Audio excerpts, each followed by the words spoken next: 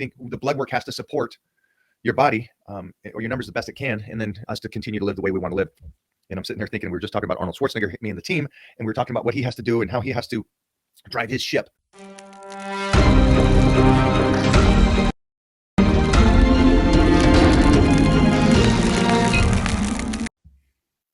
All right, cool stuff.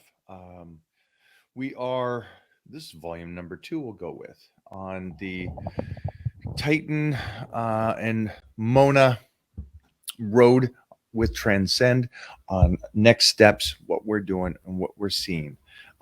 One thing that I noticed and I'm loving is that a lot of people are doing the first thing is getting the blood work done. And that's all I'm asking. Get the blood work done. Let's find out, is everything good? Is it not good? And then the next step is their recommendations and then what you're wanting to do. And so those are a lot of conversations I've had. And I just looked over a recommendation for one of my one-on-one clients. And so I'm looking that over. And then I just had a nice little half an hour, I guess you would say, study course. Yeah, that's what it is. A study course of asking an expert at the most pinnacle level questions. And just so many things are becoming enlightened to me as we continue to do this. And Jeffrey did a weekend of studying as well, and he brought in more information for us. And it's so cool now. Today was like the first day that it happened. I looked at blood work, the panels, and I could articulate and understand it now instead of just going, I don't know what this means, this number. And so it's cool to me that I'm understanding this. If you do this, this is what's going on here. Or if this number comes back this way, this is what it's meaning to you. How can you fix it? How can you get better? And then at the end of the day, okay, if something's off, cool, let's fix that. How much better will you feel? And then on top of it, then where can you go from there?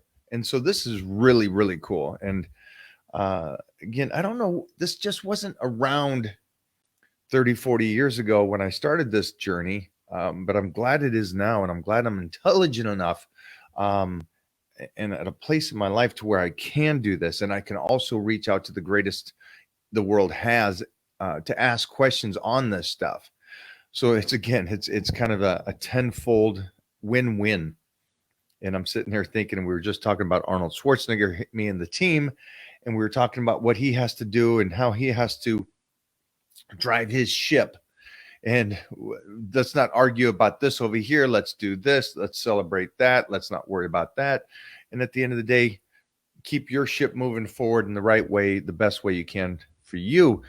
And that's how I kind of feel for us right now. It's like, this is really cool. This came at a right time.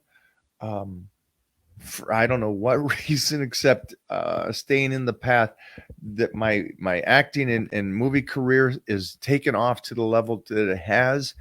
And it's just a real good time for me to go, okay, hey, how can I sustain and keep the healthy skin? How can I keep the look and the body and keep moving and grooving the way I do, so I can continue to get some fun roles that I want to play right now, as that big superhero looking kind of guy, because that would be awesome to do. It'd be awesome to do.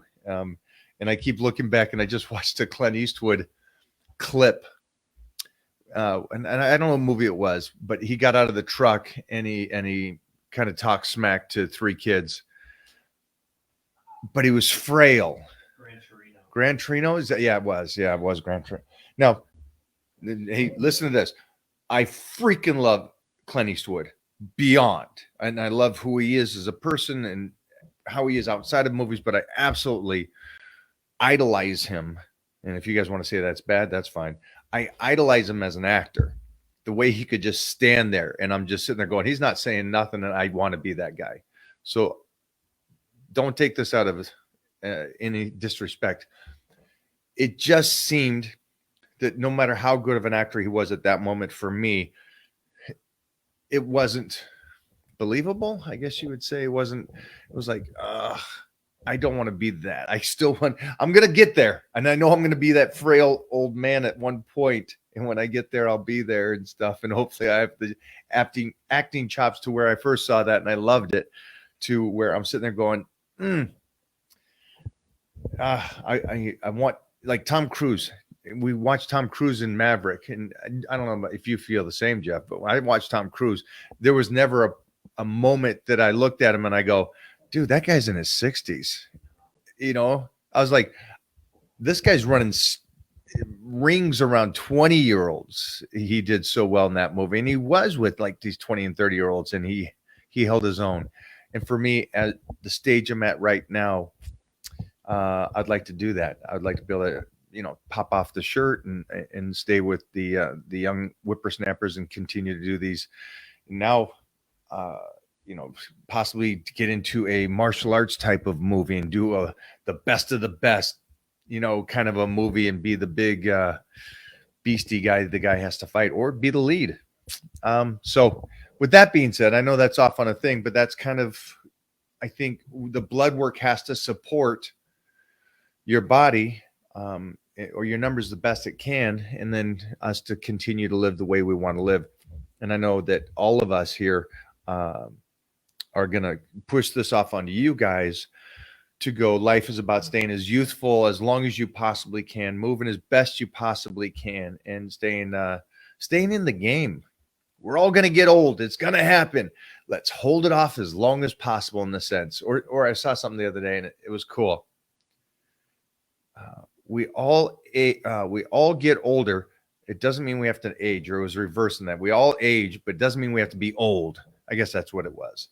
And it's the terminology of, you put me with photos of guys that were 45 back in the 70s, and you just go, wow, that's just two different worlds. And that's kind of what I want for all of you guys out there, and especially you youngsters. Imagine how much we know about food and how to lift correctly and how to sleep correctly and take your supplementation correctly and how it can help you.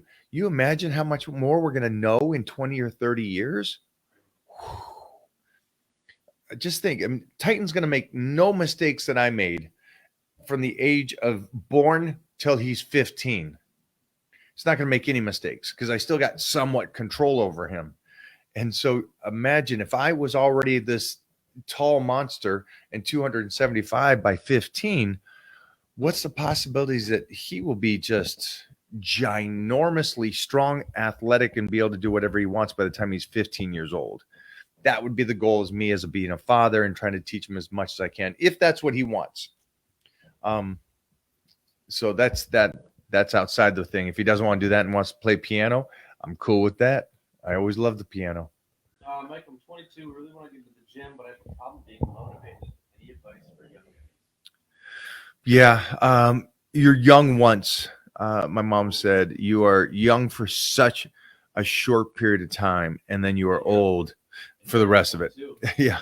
And you are young and at this stage. And Jeffrey did a TikTok the other day. We went live in a TikTok. And you can't believe how excited I was when this kid said, hey, I'm 14 and I love lifting and I'm eating right and training right. And I'm sitting there going, 14, his mental approach at 14 is he is set. He's got doesn't have to work right now. He's 14 years old, lives with his mom and dad. They're feeding him. He's training. I'm like, his future is going to be so bright because he's already made that decision in his mind. And at 22, I know that it seems like you don't have motivation, and you think that motivation is going to come from somebody like Mr. Universe or something, say something to you that's going to spark something in you. It's not. It's going to come from you. Everybody here, if you're looking for motivation, it's not going to come from me. It's going to come from you going, holy shit, I got one life. What am I doing wasting this day? And it really is going to happen to you, and it's going to hit you in the face like a freaking sucker punch. And you're going to go, no more of this sitting on the couch, no more of this watching whatever this show is. No more of this is not being motivated. You're going to grab onto it and go, if I do these basic things, it's going to start an avalanche of success. And so it has to come from you, kiddo. All I know is that 22, if I waited till I was 22, I wouldn't be where I am today. I wouldn't, because 22, you're just starting to get, you have to jump on it. And tomorrow's your day. Tonight, you grab your book. You start making notes. You start making, hey, this is what I got. This is what I don't have. This is what I need to work on. You get your list together. And I forgot, somebody called it something today, and I thought it was a good decision list. And then tomorrow you start crossing that stuff off and you start busting that stuff out and you just start making it happen. And if one of those things is, I need to be motivated this morning, then write down what you get motivated off of. Is it the workout? Is it the results from it? Is it the possibility that at 22 you can set yourself up to win? Start writing those things down. And here's the cool thing. At some point, even if you fail today on writing things down that don't trigger you, write them down tomorrow. Write them down the next day. And at some point, something's going to trigger you and you're going to go, holy sheesh, this is it. I got it. I don't need Mike to get me psyched up. I'm psyched up. So that's it. Thank you, brother.